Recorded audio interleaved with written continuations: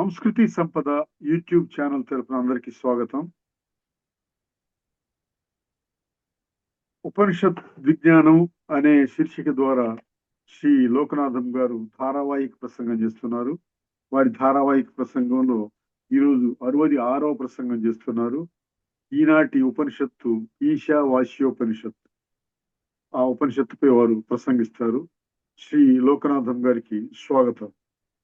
ధన్యవాదాలు.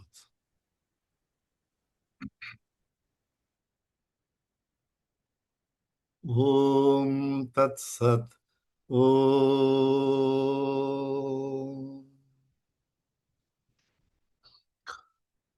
ఓం గురవే సర్వలోకానాం భిషజే భవరోగిణాం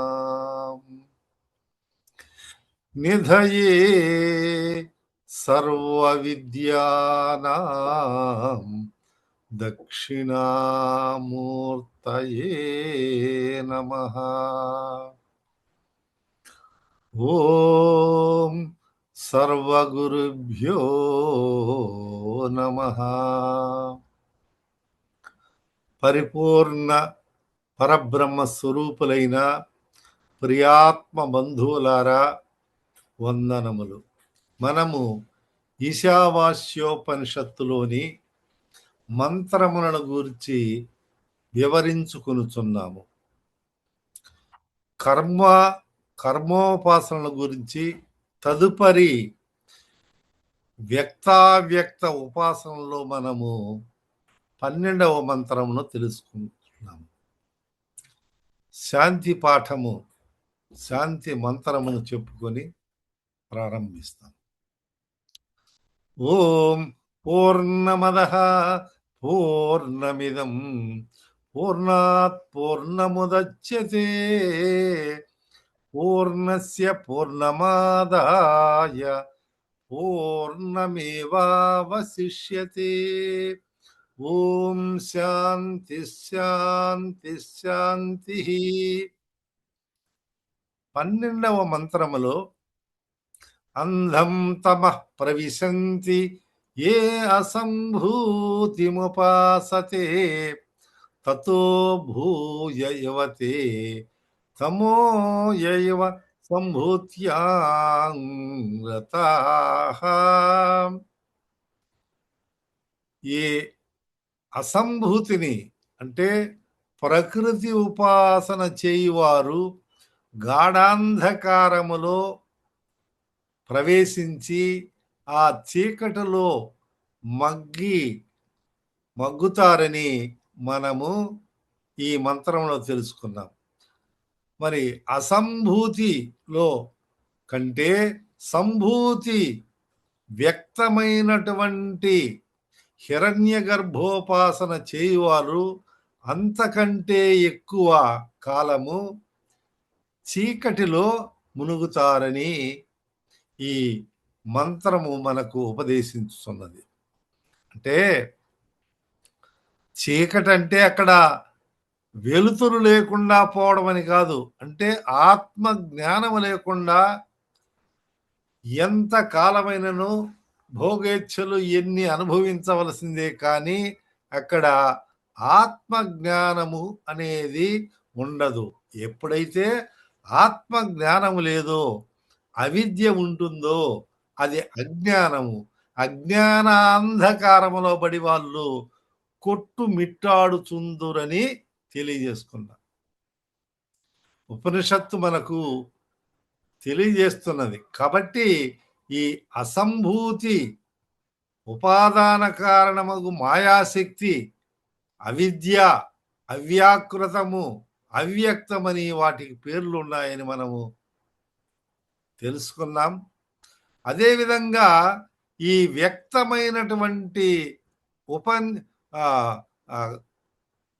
కార్య బ్రహ్మోపాసన వల్ల సముచ్యార్థములో సంభూతికి పుట్టుక, కార్యము, వ్యక్తము, వ్యాకృతమని తెలియజేసినారు. దానివల్ల మనం ఇంకా ఎక్కువ కాలము అజ్ఞానాంధకారములో ఉండవలసి వస్తుంది అని శృతిమాత తెలియజేస్తున్నారు. అంతేకాకుండా పతంజలి మహర్షి వారు, తరువాత వేదవ్యాస మహర్షుల వారు కూడా ఈ విషయాలను గురించి చర్చించారు.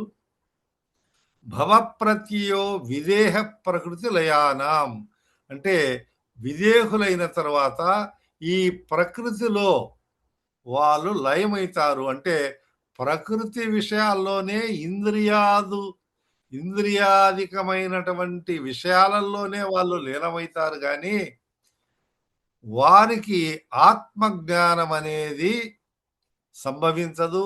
కొన్ని మన్వంతరాలు, దశ మన్వంతరాలు, సహస్ర మన్వంతరాలు కూడా అక్కడనే ఉండి మరలా తిరిగి మానవ జన్మను పొంది వాళ్ళు ఆత్మజ్ఞానాన్ని సంపాదించుకోవాలనే కానీ ఇటువంటి ప్రకృతి ఉపాసకులు, కార్యబ్రహ్మ ఉపాసకులైన హిరణ్య గర్భుని ఉపాసకులు, వీరి ఇంద్రియ ఉపాసకులకంతా కూడా ఆత్మ జ్ఞానము లేదు అనగా మోక్షము లభించదు. వాళ్ళందరూ కూడా అజ్ఞానాంధకారములో కొట్టిమిట్టాడుతున్నవలనని మనకు శృతి తెలియజేసినది. మరి తదుపరి మంత్రములో ఈ ముందు కర్మను గురించి 3 మంత్రములు చెప్పారు. అట్లనే సంభూతి అసంభూతిని గురించి కూడా ఒక 3 మంత్రములు సముచ్చయార్థములో మనకు ఈశావాస్యోపనిషత్తులో తెలియజేయబడింది. ఆ 13వ మంత్రము అన్యదేవాహుర సంభవాత్ అన్యదాహుర సంభవాత్ ఇది శుశ్రుమధీరాణం ఏన తత్విచక్షిరే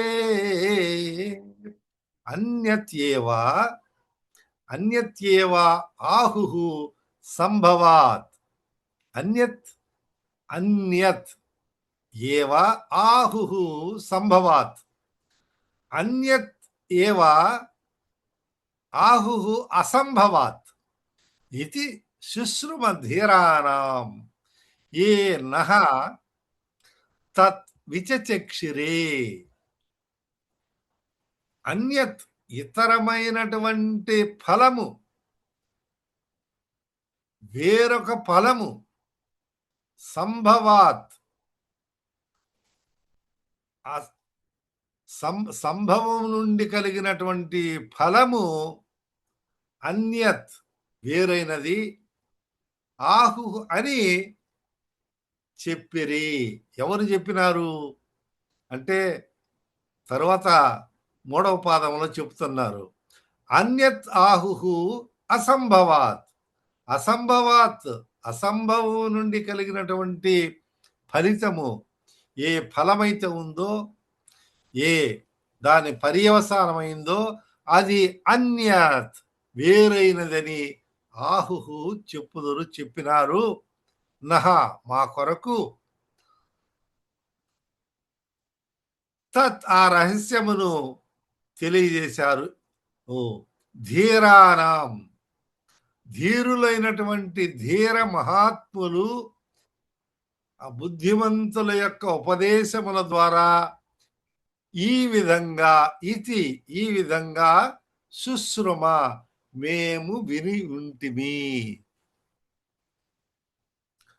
వేదం తెలియజేస్తున్నది. ఈ ఈశావాస్యోపనిషత్తులోని మంత్రము సంభవమనే కార్యబ్రహ్మోపాసన వలన ఒక ఫలము, అసంభవమనే ప్రకృతి ఉపాసన వలన మరొక ఫలము, వేరొక ఫలము లభిస్తుందని ధీర మహాత్ములైన ధీరులు, కశ్చిత్ ధీరులు అని మనము తెలియజేసుకుంటే ఏ శాస్త్ర విజ్ఞానమును చక్కగా శ్రోత్రియ బ్రహ్మనిష్ఠులైనటువంటి ధీరులు తెలియజేసినారు అని మేము వింటిమి అని. అంటే భిన్న భిన్న ఫలములు లభిస్తాయని వారు తెలియజేయగా మేము గ్రహించి ఉన్నాము. బాగా శ్రద్ధగా వినండి. ఏమిటంటే ఒక నిందాపూరితమైనటువంటి ఆత్మ జ్ఞానము లేనటువంటి వాళ్లకు ఏ విముక్తి కలుగదు. మోక్షము, విముక్తి అంటే విడుదల. దేని నుంచి విడుదల? ఈ జనన మరణ చక్రము నుంచి. ఈ చక్రములో మాటి మాటికి జననము మరణము, జననము మరణము, దాన్నే పుట్టుట చచ్చుట పుట్టుట ఈ దీంట్లో గిరగిరా తిరిగే ఉన్న ఆ చక్రము నుంచి, ఆ బంధము నుంచి విముక్తి కాదు, ఆత్మజ్ఞానాన్నే సంపాదించుకున్నప్పుడు మాత్రమే జరుగుతుంది అని. కాబట్టి ఇటువంటి వాటి మీద మీరు ఆశలు గాని అటువంటి కోరికలు పెట్టుకోకూడదు అని మనకు వాటి వలన కలిగే నష్టములను శృతి తెలియజేస్తున్నది. ముందు చెప్పినది జ్ఞానం. ఈ శృతే మనకు 1 నుంచి ఈశ్వర సర్వభూతానాం అని మొట్ట ఈశావాస్యమిదం సర్వం యత్కించ జగత్యాం జగత్ అని మొట్టమొదటి మంత్రము నుంచి 8వ మంత్రం వరకు ఈ విషయాలన్నీ జ్ఞానోపదేశం అనేది శృతి చెప్పింది. కానీ తద్విరుద్ధంగా చేసినట్లయితే ఇటువంటి ఫలితాలు కలుగుతాయి. అంటే ఆ విషయము ఉపనిషత్తే చెప్పినది, ఈ విషయాన్ని కూడా ఉపనిషత్తే వివరించినది అని మనం తెలుసుకోవాలి. ఎందుకంటే 2 అంటే పాజిటివ్ గాను నెగటివ్ గాను 2 విధాలా చెప్పినప్పుడు వ్యక్తి లేదా మనుషులు కళ్ళు తెరుస్తారు. నాయనా ఇది చెయ్యి, ఇది చేయకూడదు, ఇది నిషిద్ధము, ఇది విహితమైన కర్మ అని శాస్త్రము విధి నిషేధిత పూర్వకంగా తెలియజేస్తుంది. అది మన యొక్క శ్రేయస్సును కోరి ఆ విధంగా చెప్తుంది. అంటే అక్కడికి పోతే ప్రమాదం జరుగుతుంది, జాగ్రత్త అని చెప్పినప్పుడు వ్యక్తులు అప్రమత్తతో అక్కడికి పోయి రావడం కానీ చాలా జాగ్రత్తలు తీసుకుంటారన్నమాట. లేదా దానిని గురించి ఆలోచన విరమించుకుంటారు. అందువల్ల ఉపనిషత్తులు 2 విధాలమైనటువంటి సుఖ దుఃఖాల గురించి, కష్ట నష్టాల గురించి కూడా తెలియజేస్తున్నాయి. అంటే సంభవం అనే కార్యబ్రహ్మోపాసన వలన సంభవామి యుగే యుగే అంటారే, అంటే సంభవం అంటే వ్యక్తమైనటువంటి కార్యబ్రహ్మ, వారినే మనం హిరణ్య గర్భుడు అని పిలుస్తుంటాము. దాని వలన అనిమాది అష్టైశ్వర్య సిద్ధులు కలుగుతాయి. ఫలమేమిటి? ఈ సంభవమైనటువంటి కార్యబ్రహ్మోపాసన చేసినటువంటి వాళ్లకు అనిమాది అష్టసిద్ధులు కలుగుతాయి. ఈ అష్టసిద్ధుల గురించి మనము తెలుసుకుందాం. తర్వాత అసంభవమైనటువంటి అవ్యక్తోపాసన వలన ప్రకృతి లయమును భిన్న ఫలము లభించును అని ఆచార్యులైనటువంటి శ్రోత్రియ బ్రహ్మనిష్ఠులైనటువంటి మహాత్ములు చెప్పగా మేము ఇటువంటి విషయాన్ని తెలుసుకొని ఉన్నాము, గ్రహించి ఉన్నాము అని శృతిమాత శాసించుతున్నది. ఇప్పుడు మనం సంభవం అనగా సంభూతి అని మనం చెప్పుకున్నాం. దీనినే ఏమంటారు? కార్యబ్రహ్మ, హిరణ్య గర్భుడు, వ్యక్తము, వ్యాకృతము అంటే ఈ వ్యక్తము, ఈ కార్యబ్రహ్మ ఎట్లా నిండి నిబిడీకృతమై ఉన్నాడు. ఇటువంటి సంభవానికి ఇన్ని రకాలుగా మనము ఆయా పేర్లతో కూడా పిలుస్తారు. అసంభవం అనగా అంటే అసంభూతి. ఇప్పుడు సంభూతి అసంభూతి గురించి కదా మనకు ఆ మంత్రంలో చెప్పబడినట్లే. అసంభూతి అనగా దీనినే కారణ బ్రహ్మ అవ్యాకృతం, అవ్యక్తము, ప్రకృతి, అవిద్య, ఇవన్నీ కూడా సమానార్థాలు. అక్కడ ఎట్లా మనము తెలుసుకున్నామో, హిరణ్య గర్భుడని, వ్యక్తమని, వ్యాకృతమని మనం ఏ విధంగా చెప్పుకున్నామో, ఇచ్చట ఈ కారణ బ్రహ్మ అవ్యాకృతము, అవ్యక్తము, ప్రకృతి అని మనము ఇవన్నీ సమానమైనటువంటి పదములు, సమానార్థకములు. ఈ రెండింటికి భిన్న ఫలం, ఆ దానికి ఒక ఫలము, దీనికి ఒక ఫలమని చెప్పబడింది. అంటే ఇప్పుడు మనము అనిమాది అష్టసిద్ధులు కలుగుతాయి అని తెలుసుకున్నాము కదా. ఆ అనిమాది ఈ కార్యబ్రహ్మోపాసన వలన, అంటే సంభవం అనే ఈ బ్రహ్మో ఉపాసన వలన మనకు అనిమాది అష్టసిద్ధులు.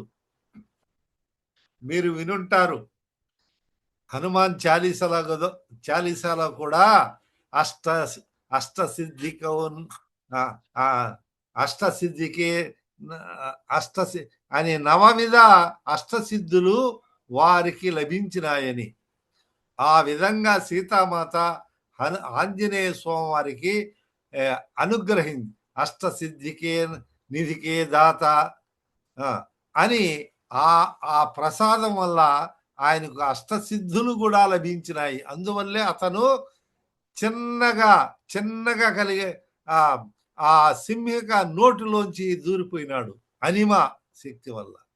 అట్లే అక్కడ పోయినప్పుడు ఆ లంకలో రావణ ద్వారా పెద్దగా బ్రహ్మాండమంతా కనిపించే విధంగా తన యొక్క రూపాన్ని పెంచుకో అష్టసిద్ధికం ఈ అష్టసిద్ధులు వారిలో మనము వారి వృత్తాంతంలో మనం తెలుసుకుంటాం.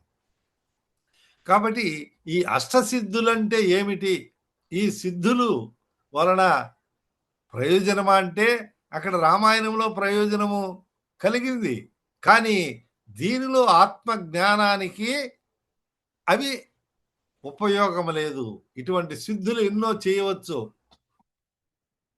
కానీ విడుదల లేదు. దేని నుంచి? ఈ సంసార బంధము నుంచి విడుదల కాదాలదు. అనిమాది అష్టసిద్ధులంటే ఏం ఐశ్వర్యాలు అంటారు కదా, ఇవి అనిమయ,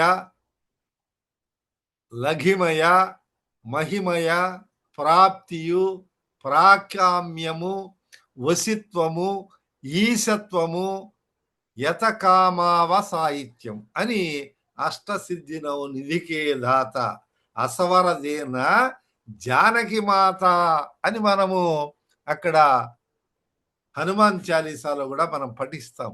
చాలా హనుమాన్ చాలీసా పఠించినటువంటి వాళ్లకు సర్వ సంపదలు ఐశ్వర్యాలు కలుగుతాయని, వాళ్లకు విజయం చేకూరుతుందని, కష్టాల నుంచి కడతేరుతారని లోక ప్రసిద్ధంగా ఉన్నది. మరి తులసీదాస్ గారు వ్రాసినటువంటి ఆ హనుమాన్ చాలీసా ఆయన ప్రతిజ్ఞ చేసి వ్రాశారన్నమాట.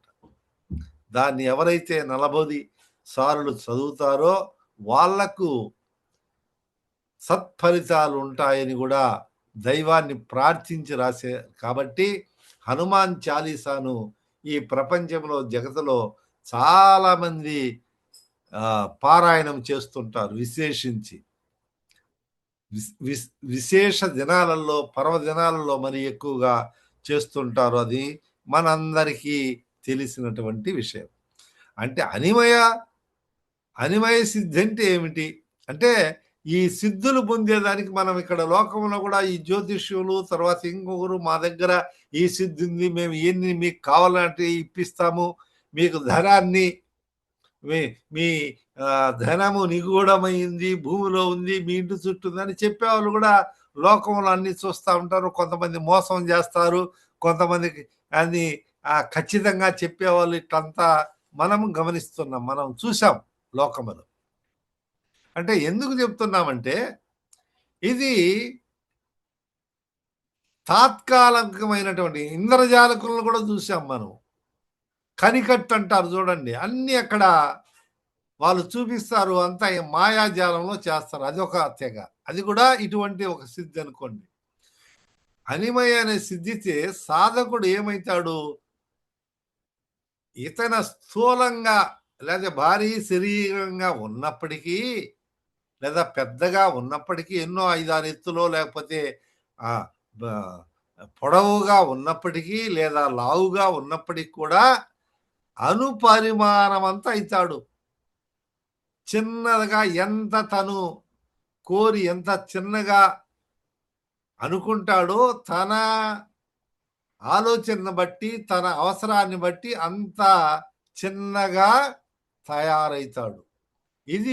ఇటువంటి సిద్ధిని అనిమయ అని అన్నాం. ఇటువంటిది మనం రామాయణంలో ఆ సింహల నోరు తెరిస్తే అప్పుడు ఆయన మింగుతానంటే ఆయన సన్నగా నోరు తెరచడం, ఆ నోట్లోంచి చిన్నదై బయటికి రావడం అనేది జరిగినది చరిత్రలో మనం తెలుసుకుంటున్నాం. అలా ఆ విధంగా ఎంతోమంది సిద్ధులు ఉన్నారు. నేటికి కూడా ఉన్నారు. హిమాలయ పర్వతంలోను, నర్మదా నది తీరంలోను ఇక్కడ కూడా అన్ని చోట్ల కూడా అటువంటి వాళ్ళు ఉన్నారు. సొరకాయల స్వామిని ఈ నారాయణవనం పుత్తూరు దగ్గరలో ఉంటుంది. అక్కడికి నేను చాలా సార్లు పోయి సందర్శించుకున్నాను. ఆయన మదరాసులో కనిపిస్తారు. అదే సమయంలో ఇక్కడ ఇంకొకరికి కనిపిస్తారన్నమాట. ఒకే వ్యక్తి ఒకే సమయము 2 చోట్ల, 3 చోట్ల ప్రత్యక్షంగా కనిపిస్తారంటే అది వాళ్ళు అటువంటి సిద్ధులు ఉన్నాయి. కాబట్టి వాళ్ళు కనిపించారని మనకు తెలుస్తది. లఘిమ అంటే అనిమ సిద్ధితో స్థూలుడు చిన్నగా అయినారు, అనుమాత్రమైనాడు. ఈ లఘిమ అని సిద్ధితో ఈ సాధకుడేంటి చాలా బరువుగా ఉండి అంటే కాయం స్థూలంగా ఉండి బరువైనటువంటి వాడు కూడా దూది పింజి మాదిరి అంటే దూది అంటారు కదా, దూది హుఫ్ అని మనం అట్లా ఊదితే అది ఆకాశంలో గాలిలో ఎగిరిపోతా ఉంటుంది. ఆ విధంగా ఈ లఘిమ అనే సిద్ధి చేత ఆకాశ గమనం కూడా ఆకాశములో కూడా సంచరించగలరు. ఇప్పుడు పారాచ్యూట్ అని ఉన్నాయి కదా, ఈ కాలంలో మనం యాంత్రిక యుగంలో ఈ పారాచ్యూట్స్ అనేటివి వాటిలో కూర్చొని పైకి ఇక్కడ యంత్ర సహాయంతో ఇక్కడి నుంచి వదిలితే వాళ్ళు బరువై ఉన్నప్పుడు కూడా ఈ గాలి సహాయాన్న ఆకాశంలో విహరిస్తారు పైకి. ఇద్దరు గాని, ముగ్గురు గాని పంపుతా ఉంటారు. కొన్ని చోట్ల అది ఒక పెద్ద బిజినెస్ మాదిరి, వ్యాపారం మాదిరి ఉంది. హెలికాప్టర్‌లో పంపడము, ఇటువంటి పంపడం. ముఖ్యంగా సముద్ర తీరాలలో ఇవన్నీ ఉంటాయి. అమెరికా ఈ దేశాలలో మరి మరి ఇప్పుడు యుద్ధం జరుగుతున్నటువంటి ఈ ప్రాచ్య దేశాలలో కూడా ఇటువంటివి ఉన్నాయి. నేను కూడా ఒకసారి ఆ పారాచ్యూట్‌లో అంటే అయన్నీ పారాచ్యూట్లు ఏం అవసరం లేకుండానే ఆయన ఆకాశ గగనం చేశారు. ఆకాశంలో ప్రయాణం చేస్తారు అనేది మనము సినిమా ద్వారా కొన్ని చరిత్రల్లో మనం చూస్తున్నాం. వాయు వేగములో వాళ్ళు పోతారని. అటువంటి సిద్ధి కలుగుతుంది.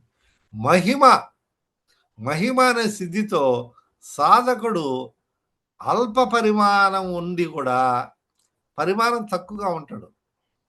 చిన్నదిగా ఉన్నప్పటికి కూడా లేదా మామూలుగా సాధారణమైనటువంటి అల్ప పరిమాణం ఉన్నప్పటికి కూడా గగనమంతగా పెద్దదిగా కాగలడు. ఈ సిద్ధి అంటే వారు సంకల్పించినటువంటి విధంగా తయారు కాగలడు, అంత పెద్దగా కాగలడు అని ఈ అష్టసిద్ధులు. ఈ అష్టసిద్ధులను సాధించేవాళ్ళు, మంత్రోపదేశాలు చేసేవాళ్ళు అవి కూడా వేదములో వివరించున్నాయి. వేదములో అంతా కావలసినటువంటి సర్వ పరిజ్ఞానాన్ని ఇచ్చింది. కానీ ఇది దీనివల్ల ఈ ప్రయోజనము, దానివల్ల ఇటువంటి ప్రయోజనం అనే వేదమే మళ్ళా తెలియజేస్తుంది. ఎవరికి ఏది అవసరమో, ఏది కావాలంటారో అది విజ్ఞాన భాండాగారము సర్వస్వాన్ని అందించినది వేదమాత. అలాగే ప్రాప్తి అని సిద్ధించి లభించిన సాధకుడు భూమి మీద నుండి అంగుళం మాత్రం చేత చెయ్యి ఇట్లా పెట్టి ఆయన స్పృశించగలడు. అంటే ఆ చంద్రుణ్ణి తాకాలనుకోండి, ఏం సార్ సూర్యుడిని కూడా తాగుతారండి. సూర్యుడిని తాగితే బగ్గుమని పోవచ్చు. అందుకని ఈ చంద్రుని లేదా ఇంకొక వస్తువు సూర్యుడు కాదు లేదా పెద్ద చెట్టు ఉందనుకోండి. మనము ఎన్నో అడుగుల ఒక 5, 600 అడుగులు ఎత్తైనటువంటి ఆ కొమ్మను కూడా పట్టుకోగలడు. ఆ చంద్రమండలాన్ని తాకగలడు. శాఖా చంద్ర న్యాయం అనేది ఒకటున్నది. అది ఇదివరకు కూడా నేను తమ తెలియజేస్తున్నాను. అప్పుడు ఏ విధంగా అయితే అరుంధతిని చూపిస్తారో అప్పుడు ఆ ఆ పాడ్యమి లేదా ద్వితీయలో సన్నగా రేఖామాత్రంగా చంద్రుడు ఉంటే వాళ్ళకు చూపెట్టాలి కాబట్టి అక్కడి నుంచి తెలియజేస్తారనమాట. ఆ కొమ్మను చూపించి ఒక కొమ్మను ఆ కొమ్మను చూస్తే ఆ కొమ్మకులోంచి చంద్రుడు కనిపిస్తాడు. ఒకేసారి అక్కడ చంద్రుడు ఉన్నాడంటే గుర్తుపట్టడం కష్టమని. ఆ విధానంగా ఈ సాధకుడు భూమి మీద నుంచే నిలబడి ఉండి వాటిని కూడా స్పృశించగలడు. ఎందువల్ల? ఇటువంటి సిద్ధి వలన. అట్టి వారికి అన్ని పదార్థములను దగ్గరగా అయితాయన్నమాట.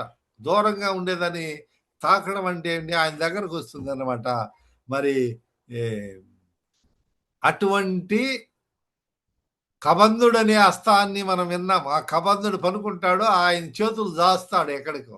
ఆ కబంధుడు కదలడు. ఆ చేతులు జాసి రామాయణంలో మీరు కబంధుని హస్తాలను ఏ విరగగొట్టిన వాడు శ్రీరామచంద్రుడు. ఎందుకంటే ఈయన అందరినీ వాళ్ళను దగ్గరున్నటువంటి ఋషుల్లో ఎవరు దొరికితే వాళ్ళను అక్కడనే ఉంటాడు. సర్రన చేయి జాపుతాడు. వాళ్ళని పట్టుకొని భక్షించడం ఇవన్నీ చేస్తాడు. అంటే ఆ విధంగా ఈ హస్తాలు కూడా మనము పైన ఉన్నటువంటి లేదా ఒక రూమ్ లో ఉన్నటువంటి అక్కడికి పోయి దాన్ని స్పృశించగలవు అని ఇది ఈ ప్రాప్తి అనే సిద్ధి. ఇవన్నీ అష్టసిద్ధులు కదా. ఈ ప్రాప్తి వల్ల ఈ విధంగా జరుగుతుంది. ప్రాకామ్యము అనగా తర్వాత 5వ సిద్ధిని గురించి మనం తెలుసుకుంటున్నాము. ప్రాకామ్యము. ఈ ప్రాకామ్యం వల్ల ఏం జరుగుతుందంటే మన సంకల్పనకు మనము ఒకటి ఆలోచిస్తాము, ఒకటి సంకల్పిస్తాము, ఒకటి అనుకుంటాము, ఒకటి తలుచుకుంటాము. ఆ తలుచుకున్నటువంటి పనికి విరోధం లేకుండా ఈ ప్రాకామ్యం అనే ఒక సిద్ధి, ఈ అష్టసిద్ధుల్లో సిద్ధించిన అతడు తాను సంకల్పించినేని ఒక నీటిలో మునిగినట్లు భూమిలో కూడా మునిగి తేలగలడు. చూస్తారా? ఇది సంభవమా అని మనం అనుకుంటాం. కానీ అష్టసిద్ధుల్లో ఉన్నటువంటి వాడికి నీరు కాదు, భూమి కాదు, అగ్ని కాదు, ఏదైనా కూడా అటువంటి సిద్ధిని సాధించగలరు. ఆ పరిశ్రమ వల్ల ఆ సిద్ధి లభిస్తుంది. ఈ అనుప్రక్రియలు యాంత్రికమైనటువంటి టార్గెట్, తర్వాత ఇప్పుడు ఉన్నటువంటి మిసైల్స్, ఈ క్షిపణులు, ఈ వ్యవస్థ అంతా కూడా ఈ వేద విజ్ఞానం ద్వారా రూపకల్పన జరిగిందని పుస్తకంలో రాయిగా నేను చదివి ఉన్నాను.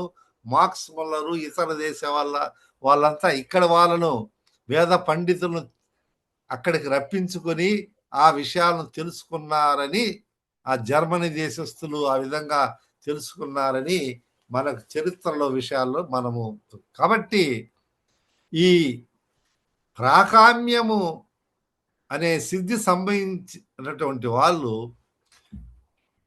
ప్రాకామ్యవంతుని రూపము భూతమన స్వరూప మూర్త్యాదులచే నిరోధింపబడదుగాన అతనికి సాధకుడికి నిరోధం ఉండదన్నమాట. అంటే ప్రతిబంధకం ఏర్పడదు. అతని ఆకారానికి కానీ అతనికి ఎక్కడికి పోయినా కానీ విరోధం అనేది ఉండదు. అతను అనుకున్నటువంటి విషయాన్ని చేపట్టగలడు అనేది ఈ సిద్ధి అన్నమాట. అట్లా ఈ సిద్ధుల వల్ల అనేకమైనటువంటి సిద్ధులు మనం చూస్తూ ఉంటాం. ఈ వశిత్వం అనగా తర్వాత సిద్ధి 6వది వశిత్వము. అంటే పృథివ్యాది భూత ఘటాది భౌతికమును తన అధీనమునందు ఉంచుకునుట. సరే, ఈ సిద్ధి ఈ సిద్ధి ఎవరికైతే వశిత్వం అవుతుందో, ఎవరికైతే లభిస్తుందో అటువంటి యోగికి భూత భౌతికములు తమ స్వభావాన్ని సైతము విడనాడబడి నడితే ఈ యోగి భూత భౌతికములకు లొంగడు. అట్లా రకరకాల సిద్ధులు అనేటి కలుగుతాయి. ఈ సిద్ధుల వల్ల ఏమి భౌతిక ప్రయోజనాలే ఉంటాయి కానీ ఆత్మ జ్ఞానము, శాశ్వత ఆనందము, శాశ్వత నిత్యానందము, నిత్య శుద్ధ బుద్ధముక్త స్వరూపమైనటువంటి జ్ఞానము, ఆత్మ జ్ఞానము కలగదని హెచ్చరించుతున్నది శృతిమాత. తదుపరి విషయములను మనము తెలుసుకోండి. ఓం పూర్ణమదః పూర్ణమిదం పూర్ణాత్ పూర్ణముదచ్యతే పూర్ణస్య పూర్ణమాదాయ పూర్ణమేవావశిష్యతే. ఓం శాంతి శాంతి శాంతి. హరి ఓం తత్సత్. ఓం ఉపనిషద్ విజ్ఞానము అనే శీర్షికలో ధారావాహిక ప్రసంగం చేసిన శ్రీ లోకనాథం గారికి ధన్యవాదాలు. కృతజ్ఞతాభివందనములు. స్వస్తి.